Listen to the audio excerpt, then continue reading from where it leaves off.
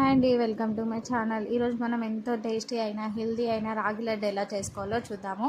First half cup పల్లీలు ఇలా colour వచ్చేలాగా వేయించుకోవాలి. వేయించుకున్న తర్వాత ఇది సపరేట్గా తీసుకొని దాని తర్వాత ఒక గ్లాసు రాగి పిండి తీసుకొని మంచిగా వేయించుకోవాలి. నెయ్యి బాగా వేసి కలర్ వచ్చేలాగా స్మెల్ బాగా వస్తుందండి. అప్పుడు తీసేసేయాలి రాగి పిండి.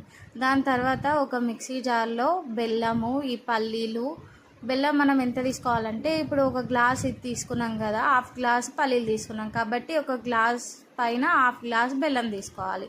అప్పుడు టేస్ట్ బాగుంటుంది. మీకు షుగర్ ఎక్కువ కావాలి అంటే, కొంచెం టేస్టీగా కావాలంటే ఇంకొంచెం ఎక్కువ తీసుకోండి. మా దగ్గర కొంచెం తక్కువ తింటారనమాట. మిక్సీ జార్లో వేసుకొని మిక్సీకి పట్టుకొని దాని తర్వాత ఇలా ఉండలు చుడితే చాలు. దీంట్లో ఇంకో టేస్టీ అయిన ఇంగ్రీడియంట్ ఏంటి అంటే ఎండు కొబ్బరి. దాన్ని మంచిగా తురుముకొని దీంట్లో వేసుకోవాలి. నేను ఒక ఫుల్ మొత్తం వేసుకున్నాను, ఎందుకంటే టేస్ట్ చాలా బాగుంటుంది కాబట్టి. ఎండు కొబ్బరి వేసుకున్నాను. వేసుకున్న తర్వాత ఇలా ఉండలు చుట్టుకుంటే చాలు. ఎంతో టేస్టీ అయిన హెల్దీ అయిన రాగి లడ్డు రెడీ.